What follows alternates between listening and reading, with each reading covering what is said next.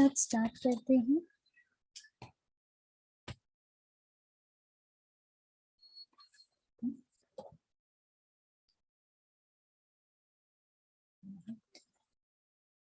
ॐ अज्ञानतिमिरान्धस्य ज्ञानाञ्जनशलाकया चक्षुरुन्मीलितं येन तस्मै श्रीगुरवे नमः।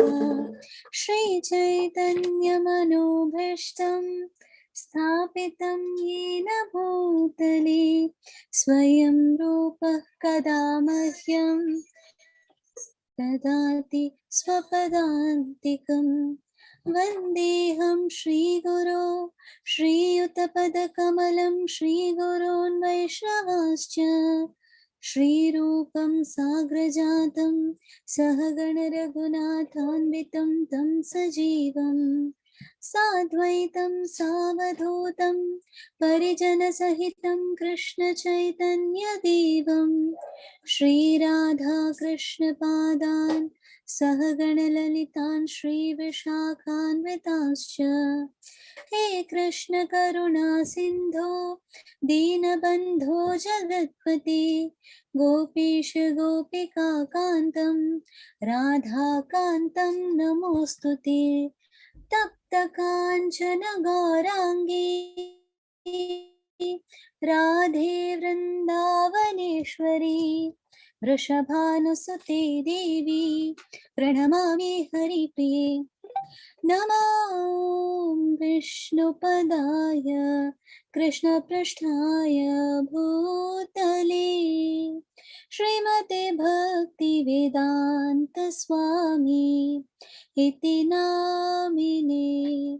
नमस्ते सरस्वती देवी गौरवाणी प्रचारिणे निर्विशेषाय शून्यवादी पाश्चात्यादेशतारिणे। जय श्री कृष्ण चैतन्य प्रभु नित्यानंद श्री अद्वैत गदाधर श्रीवासादि गौर भक्तवृंद। हरे कृष्णा कृष्ण कृष्ण हरे हरे हरे राम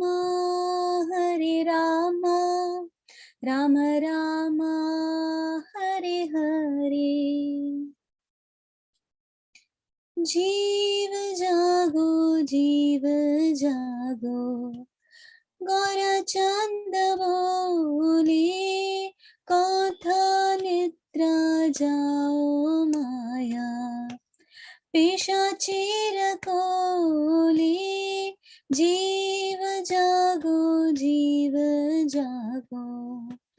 गौरचंद बोले कथा निद्रा जाओ माया पिशाचीर कोले। भजिबो बोलिया ईशे संसारा भितारी भजिबो बोलिया ईशे संसारा भितारी भूलिया रोहिले तुमी अविद्यार भारी भूलिया रोहिले तुमी अविद्यार भारी। जीव जागो गौरचंद बोले कथा निद्रा जाओ माया पिशाचीर कोले। তোমারে লইতে আমি হইল অবতার তোমারে লইতে আমি হইল অবতার আমি বিনা বন্ধু আর কে আছে তোমার আমি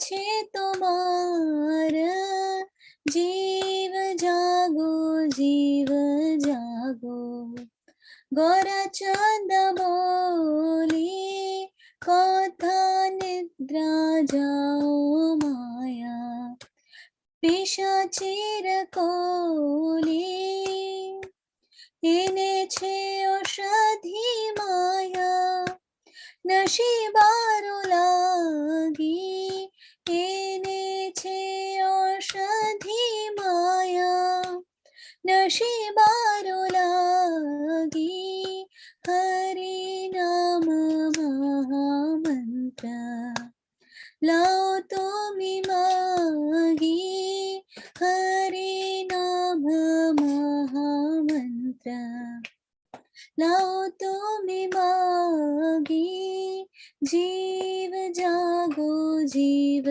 जागो गोराचंद बोली कथा निद्रा जाओ माया पिशाचीर कोली भक्ति विनोद प्रभो चरणे परिया भक्ति विनोद प्रभो चरणे परिया श्री हरि नाम मंत्र लोइलो मगिया श्री हरि नाम मंत्र लोइलो मगिया जीव जागो जीव जागो गोराचंद बोली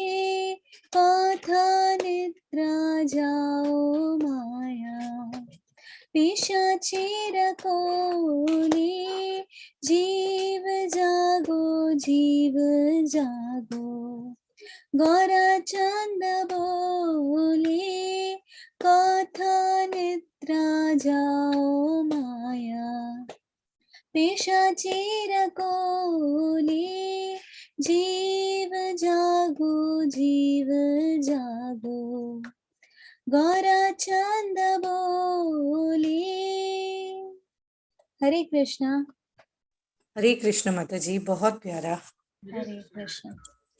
ओके, तो हम आज की कक्षा के साथ स्टार्ट करते हैं। राइट, आज हम जो है ईशोपनिषद का 10वां श्लोक पढ़ेंगे। 10वां श्लोक हम प्रारंभ करें उससे पहले पिछले हफ्ते का जो 9वां श्लोक था, 9 से लेके 14 तक का एक सेक्शन है, तो उसमें से जो 9वां श्लोक था उसके बारे में कौन ब्रीफ करना चाहेगा? आप हैंड रेज कर सकते हैं।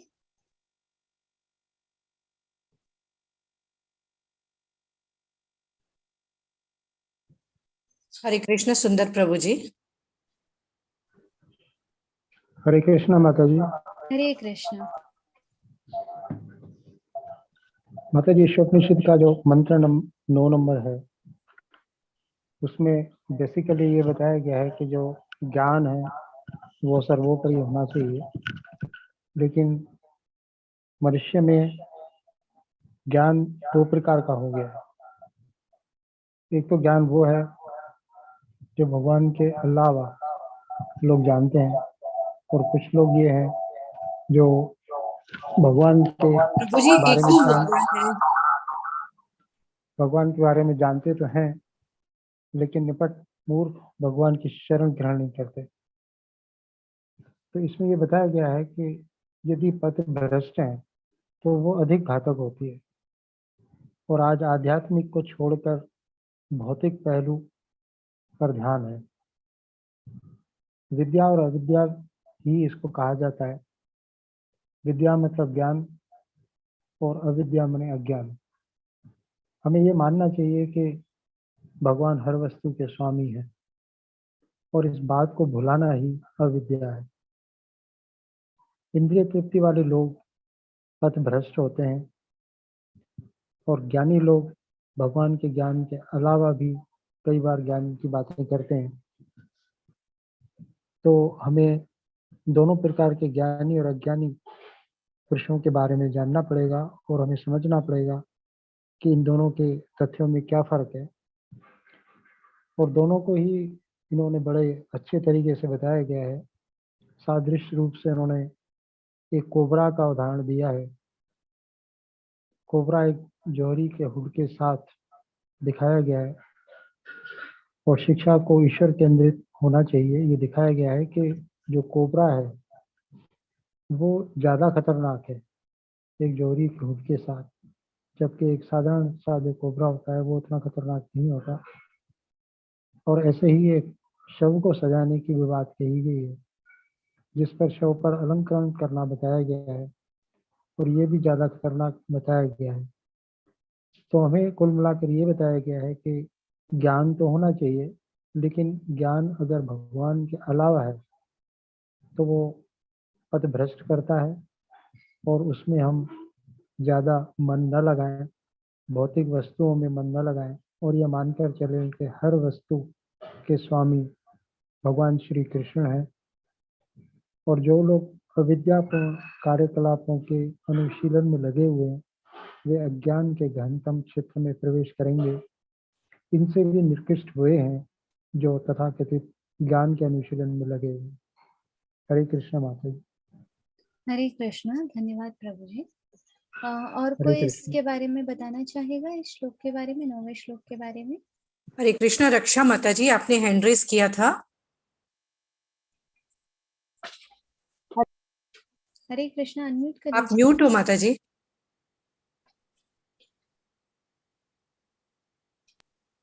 जी, जी। हरे कृष्णा। हरे कृष्ण माता जी। तो 9वें मंत्र में ये बताया अविद्या और विद्या की तुलना की गई है। उन्होंने कहा कि अज्ञान तो मनुष्य के लिए बहुत घातक होता है, हानिकारक होता है, लेकिन ऐसी शिक्षा जो कि लोगों को पथभ्रष्ट करे, दूसरे गलत रास्ते की ओर प्रेरित करे, ऐसी शिक्षा और भी अधिक समाज के लिए हानिकारक होती है। तो उन्होंने कहा कि कुछ ऐसे विद्या और अविद्या, तो जो विद्या है, वो जो ज्ञान है, वो मनुष्य को सही मार्ग की ओर, ईश्वर की ओर प्रेरित करता है, भक्ति की ओर प्रेरित करता है। लेकिन कुछ ऐसे नास्तिक या ऐसे लोग होते हैं जो अपनी शिक्षा के अहंकार में लोगों को गलत बातें सिखाते हैं, वेदों और पुराणों के की अपनी व्याख्या करते हैं और लोगों को स्वयं भगवान, मैं भगवान हूँ, ऐसा वो बताने का प्रयास करते हैं। और इस प्रकार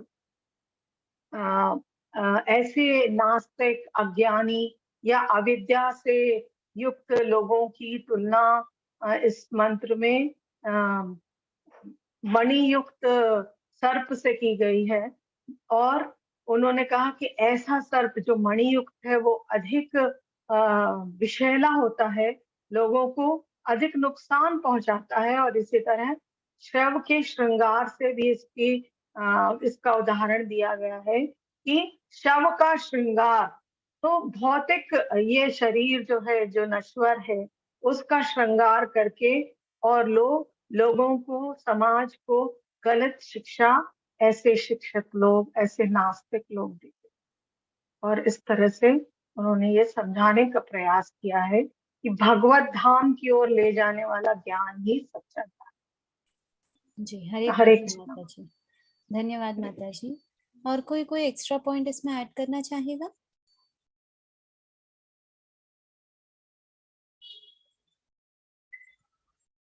कोई एक्स्ट्रा पॉइंट ऐड करना चाहते हैं? नम्रता माता जी, त्रिलोक प्रभु जी, अगर कुछ एक्स्ट्रा हो तो बता सकते हैं। हरे कृष्णा माता जी। हाँ बोलिए आप प्रभु जी, आप बोलिए। हरे कृष्ण माता जी। हरे कृष्णा। माता जी, ऐसा है कि जो मंत्र 9 में पूर्ण और सापेक्ष भगवान के बारे में बताया गया है, 9 मंत्र 9वें में 2 प्रकार के लोगों की चर्चा किया गया है। पहला तो ये है जिन्हें भगवान श्री कृष्ण का ज्ञान नहीं है, और दूसरा वे है अज्ञानी जो कि भौतिक विद्वता के अनुयायी हैं। और इस मंत्र में खासकर दो बातों का विशेष है, एक विद्या ज्ञान और अविद्या अज्ञान। विद्या के बारे में महर्षि दयानंद सरस्वती ने जो कहा है वह कि पदार्थों के यथार्थ रूप का ज्ञान ही विद्या कहते हैं, और देखा जाए दर्शन में तो अज्ञान या मिथ्या ज्ञान अविद्या से लिया गया है। दूसरा जो है, अगर इसका हम तुलना ही करें तो माधवाचार्य जी ने ये कहा है अविद्या के बारे में, जो गलत ज्ञान से पूजा करते हैं। दूसरा विद्या है जो सच्चे ज्ञान के साथ पूजा करते हैं, परंतु झूठे ज्ञान को सही नहीं करते हैं। इससे क्या हम लोग काम देखते हैं कि हरे कृष्णा प्रभु जी, आप म्यूट हो गए हैं। हरे कृष्ण बीच में है। हाँ, तो जो माधवाचार्य जी का जो शिक्षा हमें मिलता है, वो जो लोग नारायण को सभी दृष्टि से और उनको जो सच्चे रूप से जानते हैं, वो उनकी जो निंदा करते हैं वो भगवान हरे के कृष्ण प्रभु जी, आपकी आवाज क्लियर भगवान नहीं के- हो रही। हाँ, विष्णु के झूठे ज्ञान से परे हैं, वे ही सच्चे भक्त हैं। और दूसरा है, देखा जाए वेदांत देशिक में तो अविद्या के बारे में ये कहा गया है, जो बिना ज्ञान को निर्धारित कर्म में करने में लीन है।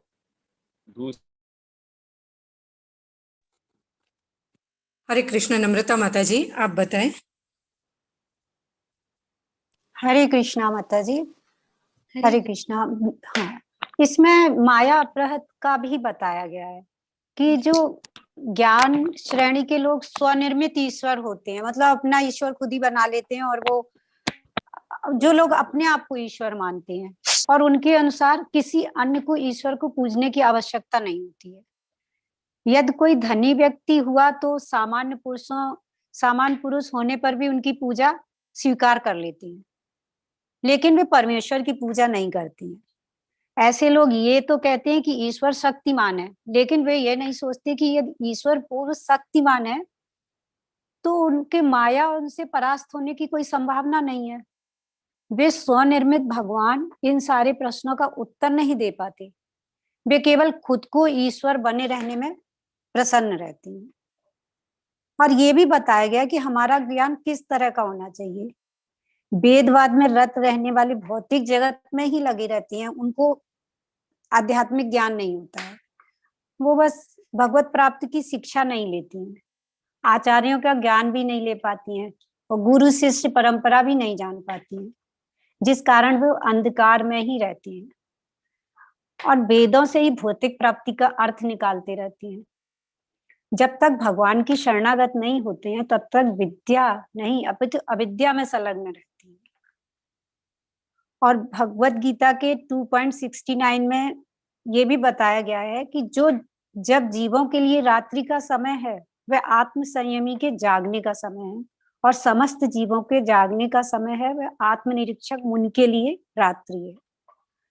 तो इसका तात्पर्य है कि हमें समय का सदुपयोग करना है, सही समय पर सही कार्य करना है। जो जिस काम के लिए सही है वही समय पर करना चाहिए।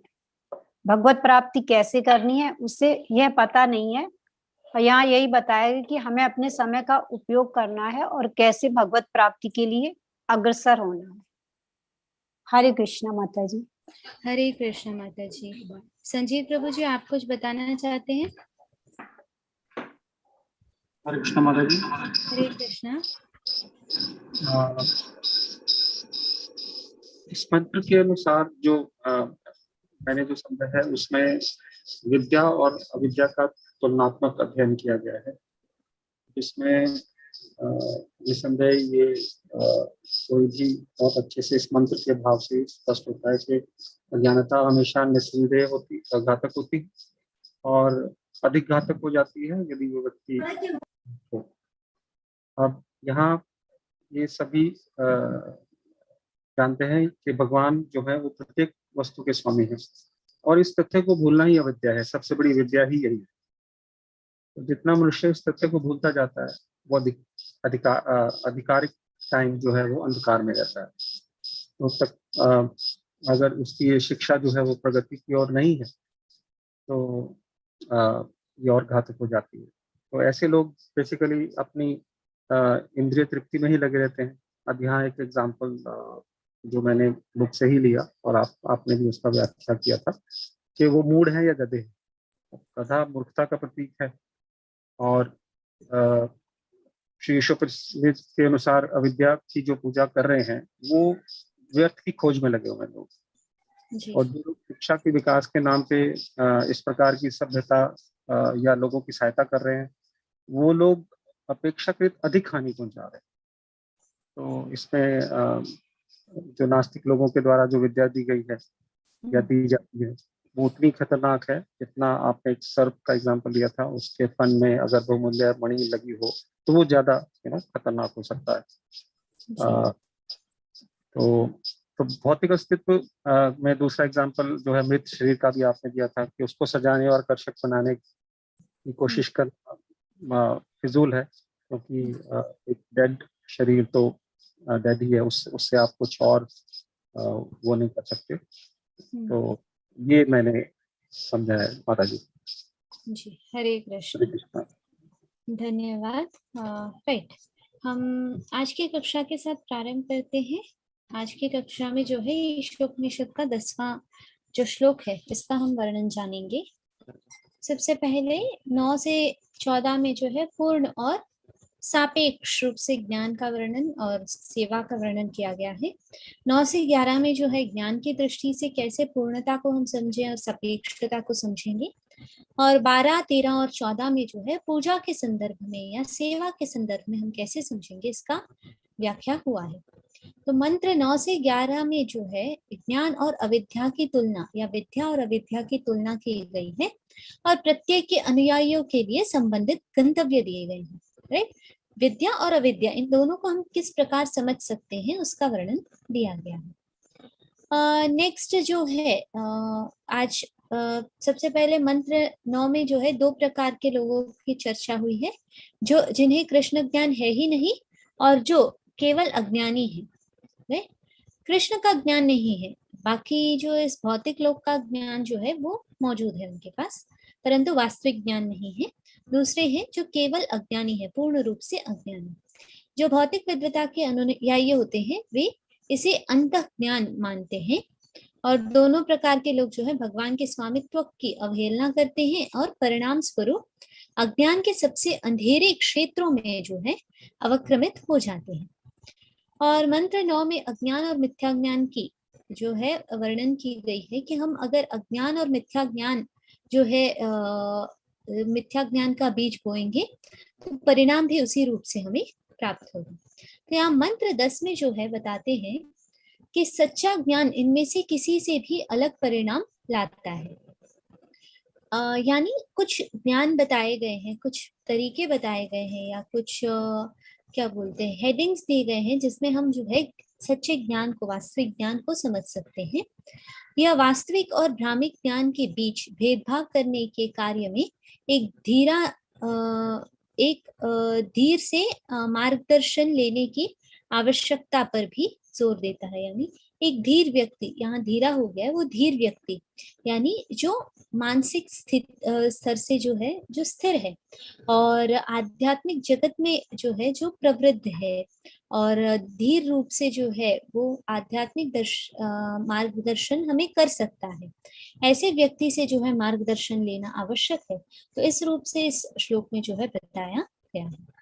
यहाँ 10वां श्लोक आता है, अन्ये देवाः विद्ययान् अन्याद् बाहुरविद्यया इति सुश्रुमधीरानां येनस्तद्विचक्षिरे। यहाँ पर जो है बताया गया है अन्य यानी भिन्न, एव यानी निश्चय ही, एक क्या बोलते हैं निश्चित रूप से, आहु यानी कहा जाना, विद्या यानी ज्ञान के विकास से जो है हमें विद्या ज्ञान के विकास से या विद्या के विकास से होना, और अविद्या अज्ञान के विकास में स्थित। इति यानी इस प्रकार से शुश्रुम या सुश्रुम जो शब्द है वो बताया गया है, मैंने सुना या मैंने धारण किया ज्ञान को, मैंने समझा ज्ञान को। तो जब हम इस प्रकार से हमारे ज्ञान का वर्णन करते हैं तो वहां पर स्पेसिफिकली सुश्रुमा या सुश्रुमा शब्द का प्रयोग करते हैं। सुश्रुमा और सुश्रुमा शब्द जो है एक दूसरे की जगह पर प्रयोग होता है, जैसे कि क्वेश्चन आंसर्स में सुश्रुमा लिखा हुआ है, सुश्रुमा हो या सुश्रुमा हो, ये दोनों जो है एक ही रूप से प्रयोग होता है। धीरा नाम यानी धीर व्यक्तियों से, और यहाँ पर जो है विचेचक्षरे यानी वर्णन करना। तो यहाँ इसका अर्थ बताया गया है, मनीषियों ने बताया है कि ज्ञान के विकास से एक फल प्राप्त होता है, जबकि अज्ञान के विकास से दूसरे भिन्न फल प्राप्त होते हैं। यानी यहाँ पर क्या बताया गया है, मनीषियों ने या पूर्व महर्षियों ने जो आध्यात्मिक प्रगति कर चुके हैं, ऐसे सिद्ध गुरुओं ने हमें क्या बताया है कि जब हम ज्ञान का विकास करते हैं या ज्ञान प्राप्त करने की कोशिश करते हैं, विद्या का अभ्यास करते हैं, जो वास्तविक ज्ञान है उसका अभ्यास करते हैं, तो उसका फल जो मिलता है वो अलग होता है। और साथ ही साथ अगर कोई व्यक्ति जो है अज्ञान का पालन करता है, अज्ञान का अपने अंदर विकास करता है या मिथ्या ज्ञान का विकास करता है, और क्या बोलते हैं, अज्ञान में स्थित होकर कोई कार्य करता है, अपने जीवन को जो है आध्यात्मिक प्रगति से विपरीत दिशा में अज्ञान की ओर ले जाता है, तो ये सारे करने से जो है उसे क्या मिलेगा, उसे जो फल मिलेगा, कर्म का जो फल मिलेगा उसे, वो बिल्कुल ही विपरीत होगा। किससे? ज्ञान के फल से। ज्ञान प्राप्त करते हैं तो जैसे सिंपल है, हम जब कहते हैं कुछ अच्छा करते हैं तो हमें पुण्य मिलता है, कुछ बुरा करते हैं तो पाप मिलता है। जैसे ये दो विपरीत चीजें हैं, उसी रूप से ज्ञान भी जो है, जब हम ज्ञान में स्थित होकर विकास करते हैं अपना, तो हम जो है कुछ बेहतर स्थिति को प्राप्त करते हैं या बेहतर जो है फल हमें प्राप्त होते हैं या आध्यात्मिक प्रगति रूप से फल प्राप्त होती है। वही जब हम अज्ञान में स्थित होकर अपने जीवन को अज्ञान की ओर विकसित करते हैं तो हमें जो फल प्राप्त होगा वो विपरीत दिशा में होगा, हमारी प्रगति नहीं बल्कि हम जो है हमारे स्तर से और नीचे गिर जाएंगे। तो प्रगति के विपरीत जो कार्य होता है वो अज्ञान वश होता है। तो यहाँ पर जो है स्पेसिफिकली इस चीज को समझाने के लिए भगवत गीता का जो 13वां अध्याय है उसके 8वें श्लोक से जो है 12वें श्लोक तक का वर्णन किया गया है। यहाँ पर जैसे बताया गया है, आप सबने ये पढ़ा होगा, क्या बोलते हैं, 13वें अध्याय का जो है ये 8 से लेके 12 तक का श्लोक है।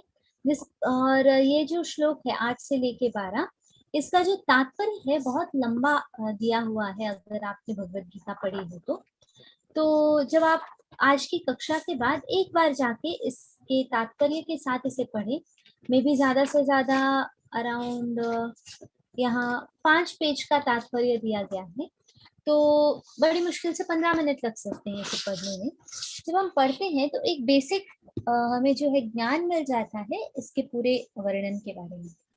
यहाँ बताया गया है, अमानित्वं मदभित्वं अहिंसा क्षान्तिरार्जवम् आचार्योपासनं शौचं स्थैर्यम् आत्मविनिग्रहः इन्द्रियार्थेषु वैराग्यम् अनहङ्कारमेव च जन्म मृत्यु जरा व्याधि दुःख दोषानुदर्शनम् असक्तिरनभिष्वङ्गः पुत्रदारगृहादिषु नित्यं सत्समचित्तत्वम् इष्टानिष्टोपपत्तिषु मयि चानन्ययोगेन भक्तिरव्यभिचारिणी विविक्तदेशसेवित्वम् अरतिर्जनसंसदि अध्यात्मज्ञाननित्यत्वं तत्त्वज्ञानार्थदर्शनम् एतज्ज्ञानमिति प्रोक्तम् अज्ञानं यदतोऽन्यथा। यहाँ पर वर्णन जो हुआ है वो किस चीज का हुआ है, ज्ञान के बारे में वर्णन हुआ है कि ज्ञान क्या है। इसका यहाँ पर जो है पूरे इन सारे श्लोक में जो है ज्ञान शब्द को जब हम प्रयोग करें तो किन सब चीजों के लिए करना चाहिए, और इसके विपरीत जो भी चीजें हैं ये सारे जो है अज्ञान में कहे गए हैं। तो ये यहाँ पर वर्णन दिया गया है ज्ञान और अज्ञान का। तो स्पेसिफिकली यहाँ पर जैसे अनुवाद में बताते हैं, विनम्रता, दंभहीनता, अहिंसा, सहिष्णुता, सरलता, प्रामाणिक गुरु के पास जाना, पवित्रता, स्थिरता, आत्मसंयम, इंद्रिय तृप्ति के विषयों का परित्याग करना, अहंकार का अभाव, जन्म, मृत्यु, वृद्धावस्था तथा रोग के दोषों की अनुभूति, वैराग्य, संतान, स्त्री, घर तथा अन्य वस्तुओं की ममता से मुक्ति, अच्छी तथा बुरी घटनाओं के प्रति संभाव, मेरे प्रति निरंतर अनन्य भक्ति, एकांत स्थान में रहने की इच्छा, जन समूह से लगाव, आत्म साक्षात्कार की महत्ता को स्वीकारना तथा परम सत्य की दार्शनिक खोज, इन सबों को मैं ज्ञान घोषित करता हूँ और इनके अतिरिक्त जो भी है वह सब अज्ञान है। तो हम यहाँ पर जो बताए गए हैं इन सभी का जो है थोड़े डिटेल में जो है वर्णन हमें ईशोपनिषद के इस श्लोक के तात्पर्य में दिया गया है। जब हम समझने की कोशिश करेंगे तो और बेहतर तरीके से हम इस श्लोक को जान पाएंगे। तो हम उसे जानने की कोशिश करते हैं। स्पेसिफिकली हर एक शब्द को हम कैसे समझेंगे इसका वर्णन है। यहाँ जैसे बताया गया है, जैसा कि भगवद गीता के 13वें अध्याय में उपदेश दिया गया है, मनुष्यों को निम्नलिखित विधि से ज्ञान का सेवन करना चाहिए। तो यहाँ ज्ञान कैसे हम समझेंगे या ज्ञान को हम किस रूप से जो है प्राप्त करेंगे, इसका वर्णन जो है बताया गया है। राइट, तो यहाँ पर जैसे बताते हैं, सबसे पहला बताया गया है कि स्वयं भद्र पुरुष बनकर अन्यों का समुचित सम्मान करना सीखना चाहिए। जब हम कहते हैं अमानित्वम, अमानित्वम शब्द का अर्थ क्या आता है? अमानित्वम शब्द हमें क्या सिखाता है? तो वो है विनम्रता, है ना? तो ये विनम्रता की जो भावना है, अमानित्वम यानी विनम्रता, तो यहाँ पर वही बताया गया है, स्वयं को भद्र पुरुष या विनम्र पुरुष बन के अन्यों का जो है समुचित सम्मान करना सीखना चाहिए। हर एक का जो वास्तविक क्या बोलते हैं, हर एक का जो ओपिनियन होता है उसे रिस्पेक्ट करना सीखना चाहिए और हर एक व्यक्ति के स्थिति को जो है रिस्पेक्ट करना सीखना चाहिए। हर एक व्यक्ति के प्रति जो है बिना किसी भी प्रकार के उत्तेजता के या किसी भी प्रकार के जेलसी के, ईर्ष्या के, हमें जो है विनम्र रूप से सभी के साथ रहना चाहिए, इसका वर्णन है। फिर बताते नेक्स्ट है अधभित्वम। अधभित्वम यानी केवल नाम तथा यश के लिए कभी धर्मात्मक का स्वांग नहीं करना चाहिए। सिर्फ और सिर्फ नाम या यश प्राप्त करने के लिए जो है हमें कभी भी ऐसा कुछ नहीं करना चाहिए। धर्मात्मा बनने का या धर्म में स्थित होने का या हम कहें ना धर्म के परिपालन करने का जो है ढोंग नहीं रचना चाहिए। तो यहाँ पर जो है ये अधभित्वम शब्द के लिए दंभ विहीनता, बिना किसी भी प्रकार के गर्व के, दंभ के जो है रहना चाहिए। हमें नाम के लिए या यश के लिए जो है कभी भी एक फॉल्स चीज को या एक गलत चीज को हमें एक्सेप्ट नहीं करना चाहिए, ये यहाँ बताया गया है।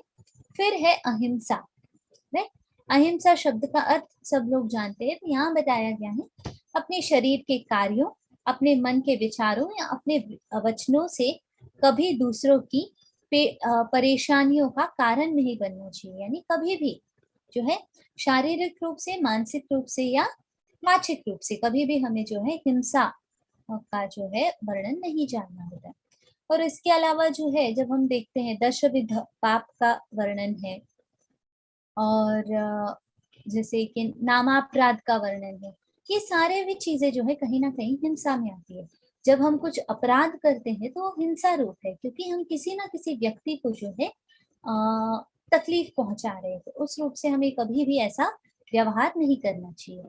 फिर आता है शांति। शांति यानी किसी व्यक्ति के अंदर जो क्षमा की भावना है या सहनशीलता है, उसे एक शांति के रूप से जानते हैं। यहाँ बताया गया अन्यों के द्वारा उकसाए जाने पर भी धैर्य बनाए रखना सीखना चाहिए, यानी धैर्य में स्थित होना सीखना चाहिए, इसका वर्णन है। फिर आता है आर्जव। आर्जव यानी सिंप्लिसिटी, जहाँ पर कोई व्यक्ति जो है सरल रूप से, सरलता के भाव से जो है स्थित होता है। तो यहाँ बताया गया अन्यों के साथ व्यवहार में छल करने से बचना सीखना चाहिए, या कहें कि सरल रूप से बिना किसी भी प्रकार की कॉम्प्लेक्सिटीज के जो है हमें हमारे जीवन में रहना है। किसी भी प्रकार से जो है हमें अपने जीवन को या दूसरे के जीवन को जो है कठिनता नहीं देनी होती है। और नेक्स्ट यहाँ जो नेक्स्ट है वहाँ बताया गया आचार्य उपासन, या हम कहें कि प्रामाणिक गुरु की जो है उपासना करना। तो ऐसा प्रामाणिक गुरु खोजना चाहिए जो क्रमशः आध्यात्मिक अनुभूति की अवस्था तक ले जा सके, और ऐसे गुरु का शरणागत बनकर उसकी सेवा करनी चाहिए और यथावश्यक प्रश्न पूछने चाहिए। यानी जब भी हमें जो भी प्रकार का ज्ञान प्राप्त करना होता है उसके लिए हमें प्रयत्न करना चाहिए और गुरु से प्राप्त करना चाहिए। तो इस चीज का यहाँ वर्णन है। नेक्स्ट बताया गया है शौच। शौच यानी क्या, हम जो है जो क्लेanलीनेस रखते हैं उसका वर्णन किया गया है। आत्म साक्षात्कार के पद तक पहुंचने के लिए शास्त्रों द्वारा आदेशित विधि विधानों का पालन करना चाहिए और म्यूट पे रहिएगा प्लीज। तो जो शास्त्रों में उल्लेखित सिद्धांत है इन सभी चीजों को एक्सेप्ट करना चाहिए, और साथ ही साथ वर्णन दिया गया है स्थैर्य, यानी हमारे स्थिति को, हमारे आंतरिक शरीर को और मानसिक स्थिति को सबको जो है स्थिर रखना चाहिए और शौच या शुद्ध रखना चाहिए। नेक्स्ट है आत्म विनिग्रह, जहाँ पर जो है हम आत्म साक्षात्कार के लिए जो है अपने इंद्रियों को सबको जो है एक कंट्रोल में रखकर चलते हैं। तो ये आ जाता है आत्म विनिग्रह या एक स्वनियंत्रित रूप से स्थित होना, इसका वर्णन हमें प्राप्त होता है। फिर बताया गया है इंद्रिय अर्थेषु वैराग्यम, यानी या स्पेसिफिकली जैसे 8वें और 9वें श्लोक में बताया गया है कि शास्त्रों के सिद्धांत 8वें और 9वें पॉइंट में है शास्त्रों के सिद्धांतों में दृढ़ रहना या हर चीज को एक्सेप्ट करना और आत्म साक्षात्कार में बाधक आदतों को पूर्णतया छोड़ देना। तो यहाँ जो स्पेसिफिकली इंद्रियार्थेषु वैराग्य है वो ये 9वें जो मीनिंग है, पॉइंट है, उसको दर्शाता है, जहां पर जो कोई भी चीज हमें हमारे आध्यात्मिक प्रगति में या आत्म साक्षात्कार प्राप्त करने के लिए बाधक बनता है उन सब चीजों से जो है हमें पूर्ण रूप से छोड़कर दूर रहना है। तो इस रूप को समझाने के लिए हमारे इंद्रिय जो है कहीं ना कहीं एक बाधा होती है, तो इस बाधा से दूर होने के लिए हम क्या करेंगे उसका वर्णन यहाँ दिया गया है। नेक्स्ट बताते हैं 10वें पॉइंट में। स्पेसिफिकली हम लोगों ने देखा इंद्रियार्थेषु वैराग्य, फिर आता है अनहंकारान, यानी हमें हमेशा एक सेवा भाव से जो झूठा अहंकार है उससे दूर होकर सेवा भाव से, एक दास्य भाव से जो है हर चीज को एक्सेप्ट करना चाहिए, हर चीज को जो है क्या बोलते हैं देखना चाहिए। और यहाँ पर ये भी, हरे कृष्णा, मेरी आवाज आ रही है? हरे कृष्णा। आ रही है माता जी। जी हरे कृष्णा। हरे कृष्णा माता जी, आ रही है आपकी आवाज। हरे कृष्णा।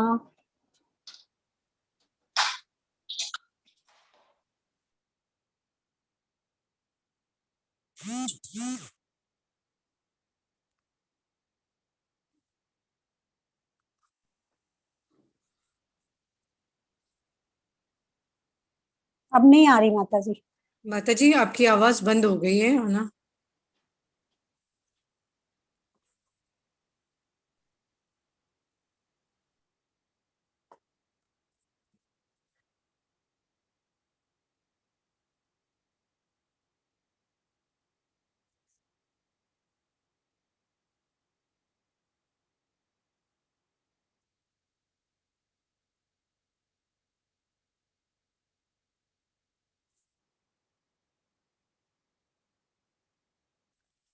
हरे कृष्णा, तब तक सभी अपना अटेंडेंस डाल दें।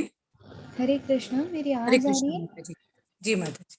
ओके, आई एम सॉरी कि कुछ नेटवर्क इश्यूज के कारण जो यहाँ पर क्योंकि बहुत रेन है, रेड अलर्ट रीजन है मेरा एरिया, जिसके कारण जो है नेटवर्क का थोड़ा इश्यू है। ओके, तो माता जी 10th पॉइंट से स्टार्ट करना है या 9th पॉइंट से? 10 तक हुई माता जी। ओके, सो स्पेसिफिकली जब हम देखते हैं हम लोगों ने जो है अनहंकार रूप से या बिना किसी अहंकार के हमें जो है एक दास्य भाव से भगवत सेवा में स्थित होना है, यानी शरीर के पालन के लिए आवश्यकता से अधिक ग्रहण नहीं करना चाहिए और एक क्या बोलते हैं, इंद्रियों को जो है इंद्रियार्थों को खुश नहीं करना चाहिए, हमें जो है इंद्रिय तृप्ति की ओर नहीं बढ़ना चाहिए, और साथ ही साथ जो है एक दास्य भाव में स्थित होकर भगवत सेवा में करनी चाहिए।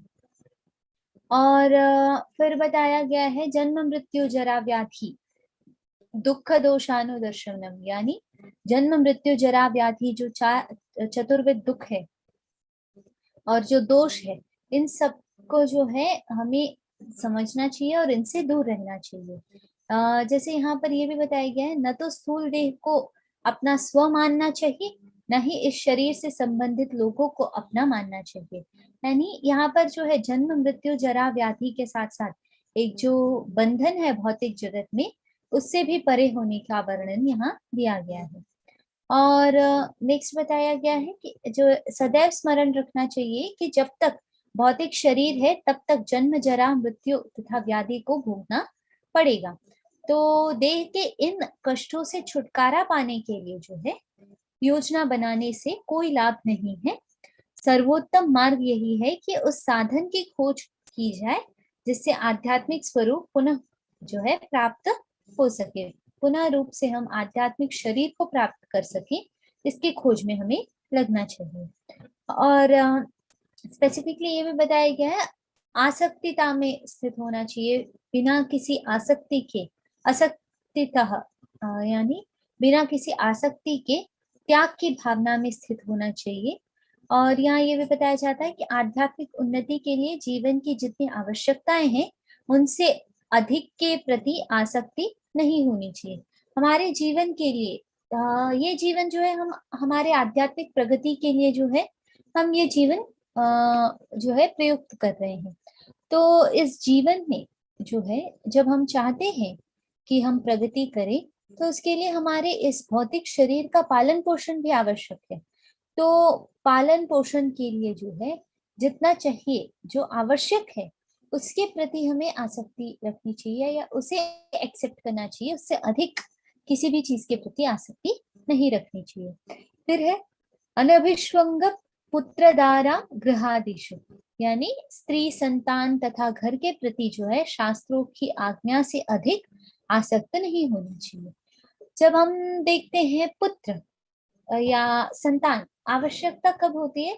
एक कुल परंपरा को आगे बढ़ाने के लिए संतान की आवश्यकता है, परंतु ये जो स्पेसिफिकली संतान है उसके जन्म के बाद हम जो है मोहित हो जाते हैं प्रेम में कि हम एक रियलिटी को या इस जगत के वास्तविकता को नहीं समझ पाते हैं कि वो संतान जो हमने उत्पन्न किए हैं वो भी किसके लिए है?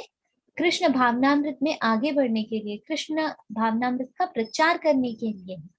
तो ये सारी चीजों को जब हम नहीं समझते हैं और अत्यधिक आसक्त होकर किसी भी भौतिक प्रेम में जब हम बंध जाते हैं तो ये जो है हमें अज्ञान की ओर या मिथ्या ज्ञान की ओर या विनाश की ओर ले जाता है। इसीलिए जो है हमें ये ज्ञान होना चाहिए।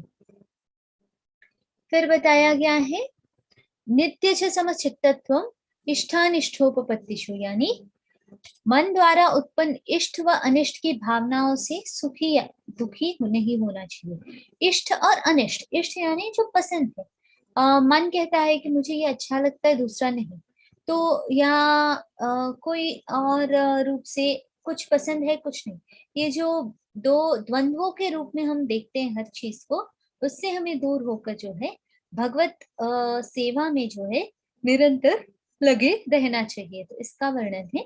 फिर बताया गया है अनन्य भक्ति, हमें जो है भगवान श्री कृष्ण का अनन्य भक्त बनना चाहिए तथा पूर्ण मनोयोग से उनकी सेवा करनी चाहिए, या पूर्ण रूप से जो नवधा भक्ति का मार्ग है उससे हमें जो है भगवत सेवा में स्थित होना चाहिए।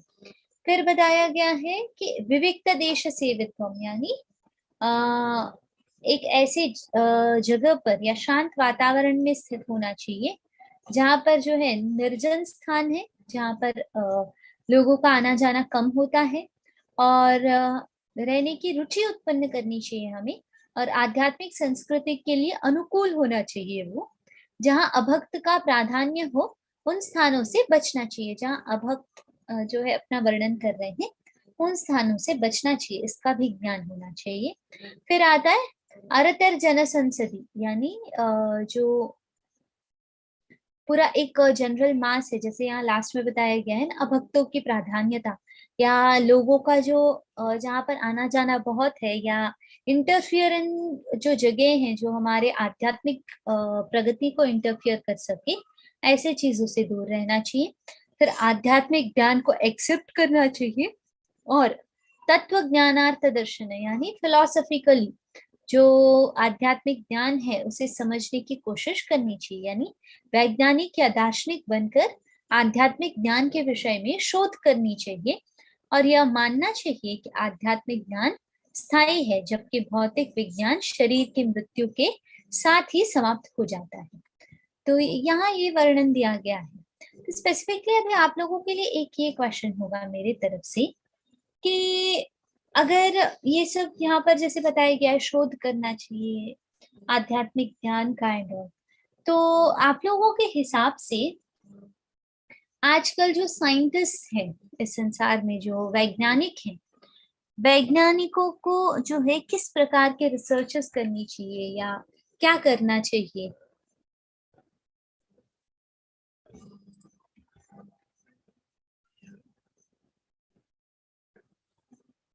हरे कृष्णा, मेरी आवाज आ रही है? जी माता जी। जैसे कि अभी प्रेजेंट जो वर्तमान काल में जो वैज्ञानिक हैं, उन लोगों को किस प्रकार से जो है रिसर्च करना चाहिए या शोध करना चाहिए, किस चीज का शोध करना चाहिए, या किस चीज के ऊपर रिसर्च करे तो ह्यूमन काइंड के लिए बेनिफिशियल होगा?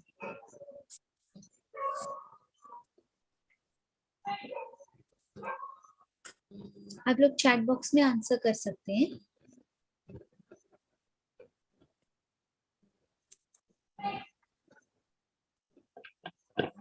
स्पिरिचुअल चीज, ठीक है, आध्यात्मिक ज्ञान के ऊपर, बट कोई उदाहरण आप लोग के हिसाब से क्या उदाहरण देंगे आप?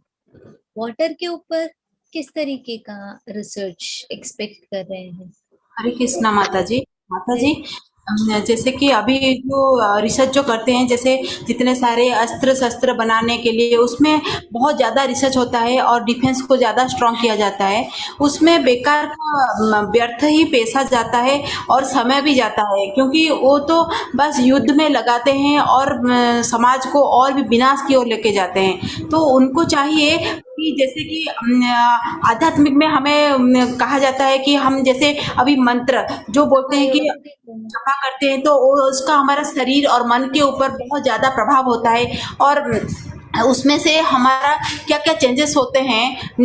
हम अगर ये आध्यात्मिक मार्ग में जाते हैं तो उसमें कैसे अंदर से उसके ऊपर अगर रिसर्च किया जाए तो उसमें से क्या है जो रिजल्ट निकलेगा, तब क्या है बहुत जो नास्तिकवादी लोग हैं उसको भी भरोसा करने में लग जाएंगे कि हाँ सच में इस रास्ते से जाकर हम अपने शरीर, क्योंकि उनको तो लगता है कि भौतिक शरीर को कैसे सही रखें और उसको, जैसे हमने मंत्र में पढ़ा था कि 100 साल तक कैसे जिए, लेकिन जीने की कला कैसा है, कैसे जीना चाहिए ये पता नहीं है। तो अगर साइंटिस्ट इसमें रिसर्च करके बता दें तो लोग क्या है, ये नास्तिकवादी साइंटिस्ट लोगों को भरोसा करते हैं और उसी हिसाब से उसको मान के फिर अपना जीवन जी सकते हैं। उनको भरोसा भी आ जाएगा कि हाँ ये सही रास्ता है। हरे कृष्णा माता जी। हरे कृष्णा, आपका वॉइस कट हो रहा है।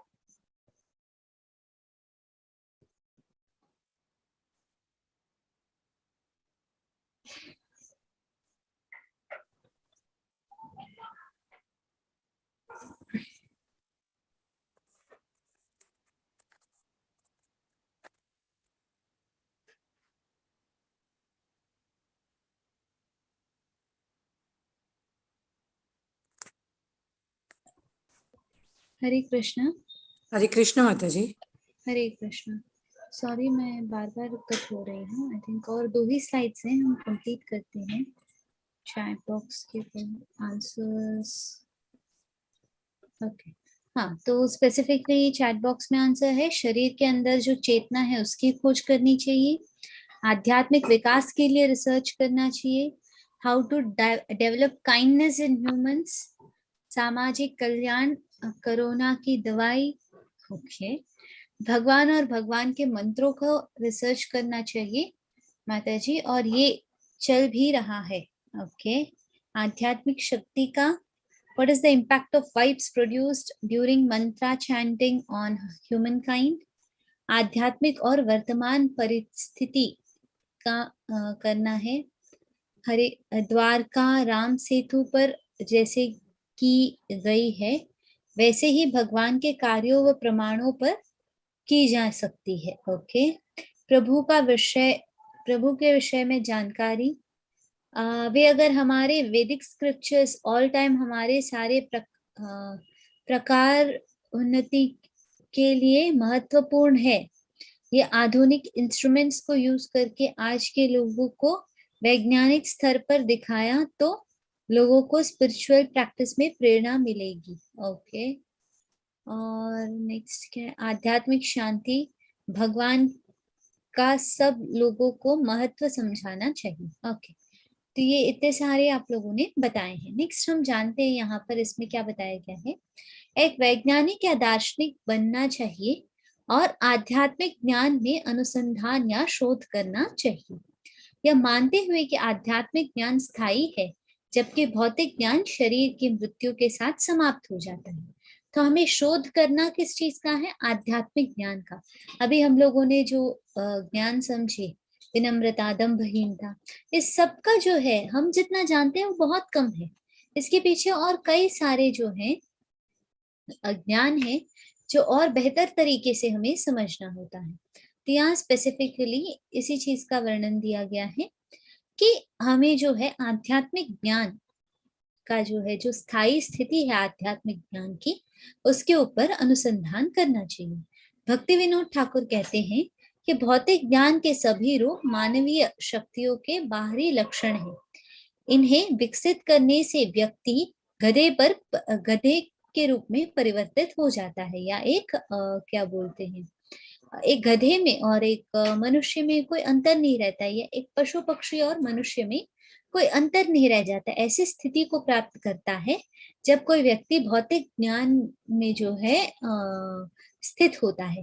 तो जब हम आध्यात्मिक ज्ञान में स्थित होते हैं, आध्यात्मिक ज्ञान के बारे में समझने की कोशिश करते हैं, हम जब किसी चीज को समझने की कोशिश करते हैं तो हम उसके बारे में कई सारे रेफरेंस कलेक्ट करते हैं, कई सारे जो है स्टडीज करते हैं कि क्या कैसे, एक तो लेक्चर्स सुनते हैं कई सारे डिफरेंट गुरुओं के, और इन सब चीजों से कंक्लूजन में आते हैं। तो this is nothing but like a process of research, कि हम लोगों ने कई सारी चीजें ली, समझने के लिए पढ़ा, समझा, और उससे एक फाइनल आउटकम पे आए हैं। तो उसी तरीके से रिसर्चेस भी जो है भौतिक ज्ञान के ऊपर होनी चाहिए, और अगर कोई आध्यात्मिक ज्ञान के ऊपर होनी चाहिए, और भौतिक ज्ञान के बारे में जब कोई व्यक्ति करता है तो सिर्फ उसका जो है इस संसार में, इस भौतिक बंधन का जो है एक प्रतीक रूप में हो जाता है, ना कि विकास की भावना स्थित होती है। तो ये यहाँ पर जो है अविद्या और विद्या का वर्णन करते हैं। प्रभुपाद जो है आधुनिक शिक्षा विश्वविद्यालयों के संदर्भ में अविद्या की बात करते हैं। यानी अभी जो मॉडर्न स्कूल्स है, मॉडर्न कॉलेजेस, यूनिवर्सिटीज है, इसका वर्णन यहाँ बताया गया है। छात्रों को ब्रह्मचर्य में निर्देश नहीं दिया जाता है और उन्हें शास्त्रों के आदेश में कोई विश्वास नहीं है। एक तो यह है कि छात्रों को, जब हम देखते हैं आध्यात्मिक हमारे विद्या प्राप्ति के जो गुरुकुल सिस्टम था, उसमें क्या था कि जो पहले के 25 वर्ष हैं बालक के, किसी भी व्यक्ति के, वो ब्रह्मचर्य आश्रम के होते हैं, जहाँ स्पेसिफिकली विद्या प्राप्ति जो है उनका कार्य होता है, या विद्या प्राप्ति ही जो है उनका लक्ष्य होता है।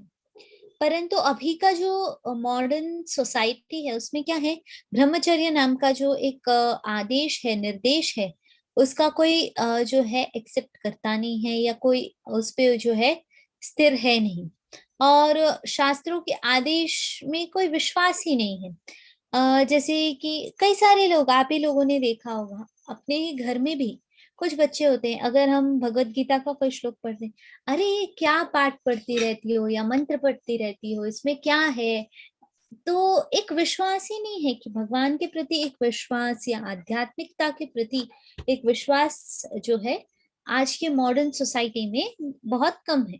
अभी अभी जागृत हो रहा है, बट इतना नहीं है जितना हम लोग, क्योंकि एक क्या बोलते हैं, भक्ति की कम्युनिटी में है, इसीलिए हम जो है हर चीज को एक रूप से देखते हैं। बट सोसाइटी में ऐसे कई सारे लोग हैं जो अभी भी शास्त्रों के निर्देशों को जो है नहीं मानते हैं, या जिस निर्देशों के प्रति जो है उनका बिल्कुल भी विश्वास नहीं है।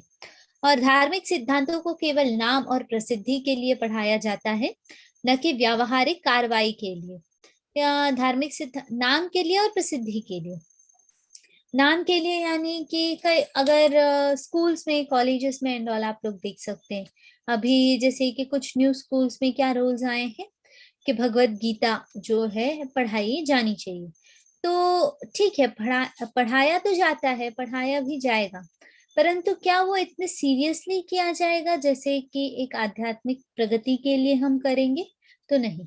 तो इसी रूप से यहाँ पर हमें वर्णन मिलता है कि आधुनिक सभ्यता में जो लोग हैं वो ज्ञान की उन्नति से जो है आधुनिक मनुष्य केवल गधे के रूप में परिवर्तित हो जाता है, या वो व्यक्ति जो है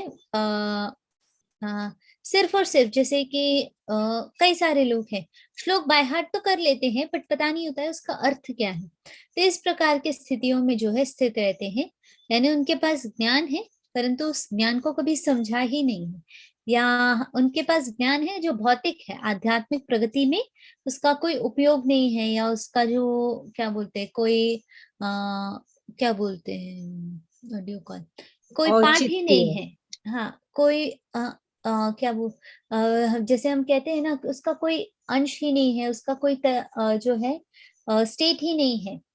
प्रगति में जैसे सक्सेस के कुछ फैक्टर्स होते हैं, तो इसी रूप से जो है आध्यात्मिक प्रगति के पीछे भी ऐसे कई सारे फैक्टर्स हैं जो हमें आगे ले जाते हैं, परंतु जो नाम के वास्ते भौतिक ज्ञान जो हम प्राप्त करते हैं वो सिर्फ और सिर्फ एक नाम रूप से रह जाता है। उसका जो है बिल्कुल भी कोई एक पार्ट नहीं होता है आध्यात्मिक प्रगति में। विद्या की शिक्षा एक बुद्धिमान शांत व्यक्ति यानी धीर से प्राप्त की जानी चाहिए, जो गुरु होते हैं, जो पूरी तरह से आध्यात्मिक रूप से महसूस किया जाता है, जो अज्ञानता भौतिक भ्रम से विचलित नहीं होता है। अच्छा शिक्षक धीर होना चाहिए, और वास्तविक ज्ञान मुक्ति है। मुक्ति या मोक्ष क्या वर्णन हम समझ सकते हैं, या जैसे कि भक्ति रसामृत सिंधु में जो 5 प्रकार के मुक्तियों का वर्णन हम लोगों ने देखा है, तो इन सब स्थिति में जो है हम वास्तविक ज्ञान को समझ सकते हैं कि वास्तविक ज्ञान जो है इन सब मुक्तियों को प्राप्त करने के लिए, जो सर्वोच्च भगवत प्राप्ति के लिए एक मार्ग रूप से ज्ञान या वास्तविक ज्ञान आवश्यक है। और यही वास्तविक ज्ञान का लक्ष्य क्या है? जन्म मृत्यु के चक्र से मुक्ति, भौतिक जगत से मुक्ति और आध्यात्मिक जगत में प्रगति करके भगवत प्राप्ति है। तो इसका वर्णन विद्या और अविद्या हम कैसे समझेंगे, इसका वर्णन आपको पता होना चाहिए। यहाँ पर जो है 2 प्रश्न हैं आज की कक्षा से रिलेटेड। विद्या और अविद्या के बीच अंतर का वर्णन करें, या विद्या और अविद्या का जैसे जो अंतर है उसे हम किस रूप से जानेंगे, इसका वर्णन करना है। और सुश्रुमा या सुश्रुमा शब्द का अर्थ क्या है और हम कैसे समझेंगे इस शब्द को, उसका वर्णन आप लोगों को करना है। तो यहाँ पर हमारा कि आज आई थिंक 2-3 बार जो है मैं लॉग आउट हो गई थी। अभी आपके कोई प्रश्न है तो आप पूछ सकते हैं, हैंड रेज कर सकते हैं, और हम कुछ प्रश्न ले लेंगे जब तक मेरा नेटवर्क स्टेबल रहेगा।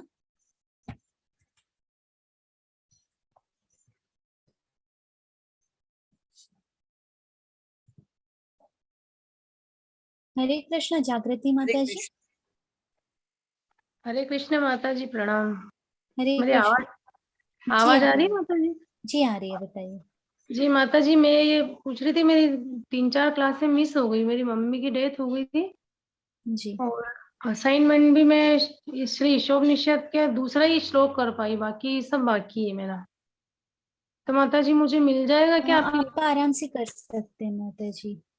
रिकॉर्डिंग्स जो है प्लेलिस्ट आई थिंक ग्रुप में ऑलरेडी शेयर हो गई है, जिसमें सारे ही लिंक्स हैं, तो आप क्लास उसमें देख के कर सकते हैं। माता जी एक बार वापस मैं डाल देती हूँ। जी जी माता जी, वो क्या मेरा फोन भी खराब हो, नया लिया अभी, तो वो सारे पिछले तो सब हाँ। हो गए। जी माता जी मैं डाल देती जी नहीं, कोई प्रॉब्लम नहीं है, आपको ग्रुप में डाल दिया जाएगा। जी माता जी धन्यवाद, आप बहुत अच्छा समझाते हो माता जी, धन्यवाद। हरे कृष्णा। धन्यवाद माता जी। हरे कृष्णा। हरे कृष्णा। अर्चना माता जी। हरे कृष्णा माता जी। जी माता जी बताइए। जी माता जी, जो दूसरा क्वेश्चन था उसका मतलब आप मुझसे समझा सकते कि जो आपने सुषमा शब्द का मतलब? सुषुम्ना शब्द यानी हम लोगों ने जी समझा है, ठीक है। जी तो इसका वर्णन हमें मिलता है कि हम लोगों ने क्या समझा है। सुषुम्ना शब्द स्पेसिफिकली जो हम अर्थ देखते हैं, तो सुषुम्ना शब्द का अर्थ बताया गया है श्लोक के शब्द के अर्थ दिए गए ना, शब्दार्थ में जी जो है सुषुम्ना शब्द का वर्णन है कि हमने समझा क्या है, या स्पेसिफिकली एक मिनट में बताती हूँ क्या वर्ड यूज किया है। जी मैंने सुना या मैंने जाना, ये शब्द जी का अर्थ है सुषुम्ना। हरे परंतु कृष्ण जब माता जी। हरे कृष्ण एक एक करके पूछिए प्लीज। तो ये सुषुम्ना शब्द यानी हम लोगों ने क्या जाना है, क्या सुना है इस पूरे इसमें, इसका वर्णन आपको करना है। जी जी। और माता जी, ये विद्या अविद्या यहाँ जो इस श्लोक में इस विद्या श्लोक और अविद्या का वर्णन जो है इस श्लोक जी, में भी बताया गया है, और हाँ साथ ही साथ जो 9वां श्लोक था उसमें भी वर्णन है, तो आप दोनों को कंबाइन करके लिख सकते हैं। मतलब इस श्लोक के अनुसार माता जी विद्या और अविद्या ये क्या समझाना चाहते हैं? माता जी ये पूछ रही, किसको हम विद्या और अविद्या अंतर कैसे समझे? इस श्लोक में जो है विद्या और अविद्या के बीच का अंतर नहीं बताया गया है। इस श्लोक जी, में विद्या का अगर हम पालन करते हैं तो हमें किस प्रकार के फल मिलेंगे, और अगर हम अविद्या आध्यात्मिक का विद्या हो पालन गई करते माता हैं, जी। हाँ, और जी अविद्या का जब हम पालन करते हैं तो हम किस प्रकार के फल को प्राप्त करते हैं, सिर्फ यही चीज यहाँ बताई गई है। और तात्पर्य में जो है विद्या का जी वर्णन दिया गया है या ज्ञान का वर्णन दिया गया है। जी परंतु जो पिछला श्लोक है जी उसमें जो है कंटिन्यूटी में विद्या क्या होती है, अविद्या क्या होती है, और क्या जी होनी चाहिए उसका भी वर्णन है। जैसे कि लास्ट में जो है बताया गया है कि विद्या और अविद्या हम कैसे समझें, इस श्लोक में जी बताया हाँ गया है ना माता जी, मेरा तात्पर्य में, प्रश्न यही तो था। उसका वर्णन करना है आपको। जी जी जी हरे माता कृष्ण। जी, हरे कृष्ण माता जी, धन्यवाद माता जी। हरे कृष्ण। नम्रता माता जी। हरे कृष्णा माता जी। हरे धन्यवाद कृष्ण। प्रणाम। हरे कृष्ण। माता जी, इसमें है ना जैसे आया कि मंत्र 4 से लेके 8 तक महाभागवत की दृष्टि से, तो ये महाभागवत शब्द का क्या अर्थ है? महाभागवत, भागवत यानी एक आध्यात्मिक प्रगति में जो स्थित भक्त होता है उसे भागवत कहते हैं। जो उन्नत अच्छा भक्त होता है, जैसे हम 3 प्रकार के भक्त में कहते हैं ना, जो जी आध्यात्मिक रूप से, जो एक है कनिष्ठ अधिकारी, मध्यम अधिकारी और उत्तम अधिकारी।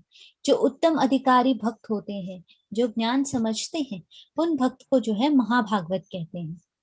तो जी माता। महाभागवत की दृष्टि यानी महाभागवत भक्ति को किस रूप से प्रदर्शित करते हैं, और महाभागवत के अंदर हम क्या क्या लक्षण देख सकते हैं भक्ति के, इन सब चीजों का वर्णन है। जी माता जी, हरे कृष्ण हरे माता जी, कृष्ण। अब समझ में आया बहुत अच्छे से। जी हरे कृष्ण। और कोई प्रश्न है किसी को? नहीं माता जी, हो गए सब। Okay right. तो हम आज की कक्षा यहाँ कंप्लीट करते हैं। कल मेरी एक कोशिश रहेगी कि आज की तरह जो है नेटवर्क इश्यू ना हो, बट अगर होती है तो मैं ज्यादा कुछ नहीं कर पाऊंगी, क्योंकि बारिश मेरे हैंड्स में नहीं है। पर फिर भी ये छोटा ही अध्याय है, तो मोस्ट प्रोबेबली कल भी हम जो है जल्दी ही कंप्लीट कर लेंगे। तो आज की आज के और कल के माता जी आपकी आवाज क्लियर नहीं है। असाइनमेंट्स लिंक जो है आपको कल नाइट प्रोवाइड कर दी जाएगी। माता जी साधना चार्ट कृष्णा। जी माता जी, कृष्णा। जी वापस डाल देती हूँ। ओके हाँ, तो साधना चार्ट जो है अगस्त का वो एक बार डाल दीजिए जी, ताकि सब लोग उसमें फिल करें। और प्लेलिस्ट मैंने यूट्यूब की डाल दी है ग्रुप में। जी माता जी। जी और उसी प्लेलिस्ट में मैं अभी आज का भी वीडियो जो हूँ ऐड कर देती हूँ ताकि आप लोग जो है एक ही जगह पर हर वीडियो को जो है आपको मिल जाएगा इसीलिए। ओके हरे कृष्णा। माता नमस्कार। जी हरे कृष्णा। माता जी मुझे एक और क्वेश्चन था जी माता जी। कि मैं यहाँ पे हूँ अभी कनाडा में, जी तो मैं जो साधना चार्ट भरती हूँ तो मेरी तो एक दिन डेट पीछे रहती है। कोई प्रॉब्लम नहीं है। अच्छा अच्छा जी माता जी। वो तो मुझे प्रॉब्लम नहीं है। ओके ओके हाँ, क्योंकि यहाँ हाँ ठीक है माता जी। हरे कोई कृष्ण। प्रॉब्लम नहीं है। हरे कृष्णा। हरे कृष्णा सुमन माता जी, अनम्यूट कीजिए प्लीज। हरे कृष्णा। हरे कृष्णा सुमन लता माता जी, अनम्यूट करें। हरे कृष्णा माता जी। हरे कृष्णा। माता जी मैं ये पूछना चाह रही थी कि जैसे मंगला आरती होती है सुबह, तो हम कभी अटेंड कर लेते हैं, कभी नहीं कर पाते, तो आप जो हमें ये लिंक भेजते हैं उसमें यस और नो है, तो हम उसमें ये ऑप्शन नहीं है कि कभी कभी वाला ऑप्शन नहीं है। नहीं स्पेसिफिकली आप तो डेली भरेंगी ना फॉर्म, तो जिस दिन अटेंड किया उसका यस बोल हाँ दीजिए, जिस दिन अटेंड नहीं किया हाँ वो नो उसमें भर बोल देते दीजिए। हैं, लेकिन जो आप ये भेजती हैं फिर इसमें यस और नो क्या भरें? किस में माता जी? माता जी आज वाली अटेंडेंस में बोल रहे हाँ हैं। जी, हाँ, अटेंडेंस में आज आपने अटेंड किया है कि नहीं वो बता दीजिए। सिर्फ 1 डे का ना। हाँ ठीक है माता जी। और माता जी आपके जो भजन है वो भी इसी प्ले उसमें है क्या, या प्लेलिस्ट में अलग से? स्टार्टिंग में हर एक क्लास की स्टार्टिंग में जो है आपको भजन मिलेगा। अच्छा, ऐसा अलग से नहीं है? अलग से नहीं है, यही वीडियो में स्टार्टिंग में आपको मिल जाएगा। जी जी धन्यवाद माता। हरे ठीक। कृष्णा। हरे कृष्णा माता जी। राइट, तो हम दंडवत आज प्रणाम। हरे कृष्णा। हरे कृष्णा माता जी। हरे हरे कृष्णा। कृष्ण माता जी। ओके, तो हरे हम कृष्ण आज की माता जी। कक्षा हरे संपन्न कृष्ण करते माता हैं जी। और कल वापस से मिलते हैं। जी माता जी। वाञ्छकल्पतरुभ्यश्च कृपा सिन्धुभ्य एव च पतितानां पावनेभ्यो वैष्णवेभ्यो नमो नमः। अनंत कोटि वैष्णव वृंद की जय। श्रीला प्रभुपाद जी की जय। हरे कृष्णा। हरे